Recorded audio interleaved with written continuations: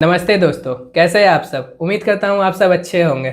अक्टूबर के महीने में बड़े अच्छे अच्छे कंपनी की तो लिस्टिंग हो गई। अब नवंबर की बात करें तो नवंबर के फर्स्ट वीक में लेंसकार्ट का भी आईपीओ लिस्ट हो जाएगा और इसी वीक 4 नवंबर से एक बड़ी कंपनी जिसको आप सभी लोग ग्रो के नाम से जानते हैं उसकी बिडिंग स्टार्ट हो रही है। कंपनी का जो रियल नेम है वो billion brains garage ventures limited है, जिसको मार्केट में हम सब ग्रो के नाम से जानते हैं। इस वीडियो में हम देखें कि कंपनी अपने सेक्टर में कैसा काम करती है। बाकी वीडियो में आगे देखें कि कॉम्पिटिटर से कंपनी अच्छा काम कर रही है या भी उनसे पीछे है। इसका फाइनेंशियल और वैल्यूएशन देखने के बाद मैं अपना ओपिनियन आपसे शेयर करूंगा कि ये कंपनी जो वैल्यूएशन मांग रही है वो रिजनेबल भी है या नहीं है। क्योंकि पिछले आईपीओ लेंसकार्ट में आप सब देख ही चुके हैं कि कंपनी अपने वैल्यूएशन से कुछ ज़्यादा ही औकात के बाहर डिमांड कर रही है। इसमें लॉस तो हमारे जैसे इन्वेस्टर का ही है, क्योंकि क्यूआईबी जो भी सब्सक्राइब करेंगे उनमें भी तो हमारा ही पैसा इन्वेस्टेड है। देखिए, इस वीडियो के बाद आप देखने के बाद कंफर्म हो जाओगे कि अप्लाई करें तो किस हिसाब से करें, लॉन्ग टर्म के हिसाब से करें या शॉर्ट टर्म के हिसाब से करें। तो hello friends, my name is Rohit and you are watching IPO sensi.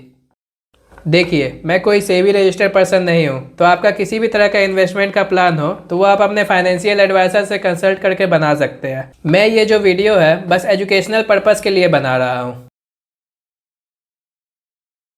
जैसा कि ग्रो नाम से आप सब जानते ही है कि कंपनी डिजिटल इन्वेस्टमेंट में रिटेलर्स को अपना प्लेटफॉर्म ऑफर करती है, जो कि स्टार्ट हुई थी 2017 में। तभी से कंपनी अपना मल्टीपल फाइनेंशियल सर्विसेज ऑफर कर रही है, जिसमें हम सब म्यूचुअल फंड्स हो गया, स्टॉक्स हो गया, आईपीओज हो गया और बाकी के आप स्क्रीन पर देख सकते हैं। इन सभी में हम लोग इन्वेस्टमेंट कर सकते हैं इनके ऐप से। बाकी margin trade facility, algo trading हो गया, ये सब ये अपने ऐप में ऑफर करते हैं। मैंने अपना फर्स्ट इन्वेस्टमेंट ग्रो से स्टार्ट किया था, क्योंकि इसका इंटरफेस जो है वो बहुत ही बिगनर फ्रेंडली है और इंडिया में सबसे ज़्यादा कस्टमर जो शेयर मार्केट में ट्रेड और इन्वेस्ट करते हैं वो इनका ही ऐप ज़्यादा यूज़ करते हैं। इनका कस्टमर बेस बहुत ज़्यादा है। इनका प्लेटफॉर्म जो है वो ज़्यादा से ज़्यादा लोग इसलिए यूज़ करते हैं क्योंकि ये कोई एनुअल मेंटेनेंस चार्ज नहीं करते अपने कस्टमर से। बाकी वहीं दूसरी तरफ देखें तो दूसरे प्लेटफॉर्म जो है वो अच्छा खासा एएमसी चार्ज करते हैं अपने कस्टमर से। अब इसके फाइनेंशियल की नंबर की बात करें तो एसेट में 2023 से लेकर 2025 तक में देखें तो डबल से ज़्यादा का ग्रोथ है इसमें। जहां की 2023 की बात करें तो 4800 सीआर था, वहीं अब देखें तो 12700 के सीआर के पास है। और पिछले क्वार्टर की बात करें तो पिछले क्वार्टर में 2600 सीआर से ज़्यादा का ग्रोथ हुआ है इसमें।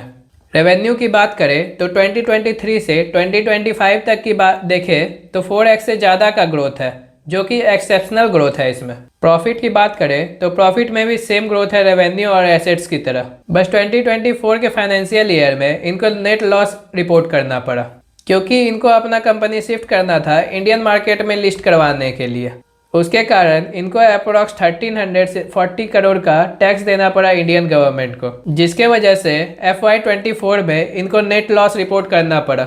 नेटवर्थ की बात करें तो 6000 सीआर के पास है और वहीं रिजर्व देखें तो 5500 सीआर है।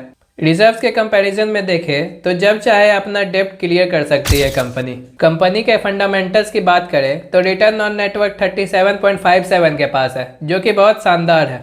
पैट मार्जिन हो गया, एबिटा हो गया, सभी में कंपनी के जो नंबर्स है वो बहुत ही ज़्यादा अच्छे हैं। बाकी ईपीएस और पीई की बात करें तो ईपीएस 2.45 का हो जाएगा जिस प्राइस पे कंपनी अपना आईपीओ लाई है, और पीई देखें तो 40 के पास का हो जाएगा, जो कि कॉम्पिटिटर से ज़्यादा वैल्यूएशन डिमांड कर रही है ये कंपनी, जो कि स्क्रीन पर आप साफ ही देख सकते हैं। बट जो भी कॉम्पिटिटर है उनका मार्केट कैप इससे 1/3 है। और रिटर्न ऑन नेटवर्थ की बात करें तो इससे भी इसका ज़्यादा है और रिटर्न ऑन नेटवर्क के बराबर भी नहीं है, जिसके कारण ये कंपनी इतना वैल्यूएशन डिमांड कर रही है, जो कि मुझे तो ठीक ही लग रही है। क्योंकि कंपनी जब स्ट्रॉन्ग फंडामेंटल्स की है और इसका प्रॉफिट भी बहुत अच्छा है तो इतना तो डिमांड कंपनी करेगी। अगर आपको ये वीडियो अच्छा लग रहा है तो एक लाइक ज़रूर कीजिएगा, और मुझे क्या इम्प्रूव करना चाहिए अपने वीडियो में वो भी आप कमेंट कर ज़रूर बताइएगा, ताकि मैं अगले वीडियो से उसमें इम्प्रूव कर ला सकूँ।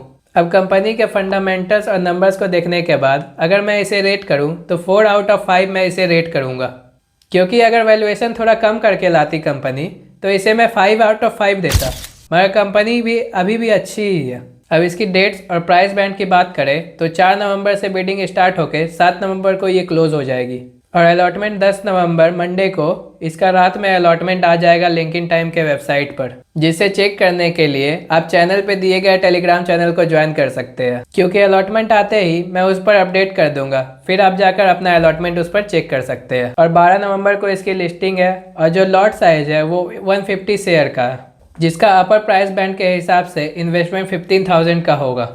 फेस वैल्यू 2 रुपीज़ पर रहेगा और टोटल इशू साइज जो है वो 6632 करोड़ का है, जिसमें 1060 करोड़ का फ्रेश इशू रहेगा और 5572 करोड़ का ऑफर फॉर सेल रहने वाला है, जो कि थोड़ी निगेटिव बात है।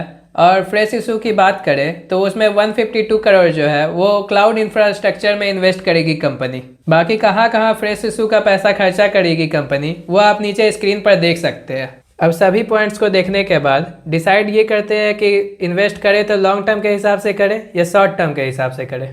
इसके पॉजिटिव्स को देखें तो कंपनी मार्केट लीडर है अपने सेक्टर में। फिर दूसरी बात, इसका फंडामेंटल्स जो है वो बहुत ही अच्छे तरीके से ग्रो हुए हैं। और इंडिया में देखें तो अभी स्टॉक मार्केट का चलन शुरू ही हुआ है, तो अभी और ज़्यादा हाई चांसेस है इसके ग्रोथ के, जिसमें इसका बिगिनर फ्रेंडली इंटरफेस और हेल्प करता है न्यू इन्वेस्टर को अट्रैक्ट करने में। और जितना भी OFS लाई है कंपनी, उसमें इसके जो भी 4 को फाउंडर्स है वो एक भी स्टेक अपना सेल नहीं कर रहे हैं, जो कि उनके ग्रोथ कॉन्फिडेंस को दिखाता है। निगेटिविटी की बात करें तो कंपनी थोड़ा हाई वैल्यूएशन डिमांड कर रही है और इसका मार्केट कैप जो है वो 70,000 करोड़ के आसपास हो जाएगा। तब कंपनी मिड कैप के कैटेगरी में फॉल करेगी, जो कि ग्रोथ पर्सपेक्टिव से थोड़ा कम अट्रैक्टिव हो जाता है। और रेगुलेटरी रिस्क भी बढ़ता है, क्योंकि सेबी जो है वो बहुत हार्श नियम लाते जा रहे हैं F&O के खिलाफ। और कंपनी का मेन पैसा जो है वो ट्रेडिंग से ही बनता है। ट्रेडिंग वॉल्यूम ज़्यादा होगा तो वो कंपनी अच्छा प्रॉफिट कमाएगी, ट्रेडिंग वॉल्यूम कम होगा तो कंपनी का लॉस या प्रॉफिट कम होते जाएगा, जो कि इसको थोड़ा सा रिस्की बना देता है इस सेक्टर में। और ऑफर भी सेल जो है वो फ्रेश इशू से बहुत ही ज़्यादा ला रहा है, जो कि बहुत निगेटिव बात है इसके लिए। बाकी सब कंपनी में तो ठीक ठाक ही है, बस वैल्यूएशन थोड़ा कम लाते तो लिस्टिंग का गेंस की चांसेस और बढ़ सकती थी। फिलहाल अभी इसका GMP 16% है, जिसका अप्रॉक्स प्रॉफिट 2500 के पास होता है। देखिए कंपनी अच्छा है और ग्रोथ का भी चांसेस इसमें बहुत ज़्यादा है। तो अगर मुझे 2 लॉट से ज़्यादा मिलते हैं तो 1 लॉट मैं उसमें से होल्ड करना ज़्यादा पसंद करूँगा, और अगर मुझे 1 लॉट भी मिलता है तो उसमें से कुछ शेयर्स मैं रखूँगा लॉन्ग टर्म के लिए। बाकी लिस्टिंग तो मुझे लग रहा है 20% से ज़्यादा का ही होगा इसमें।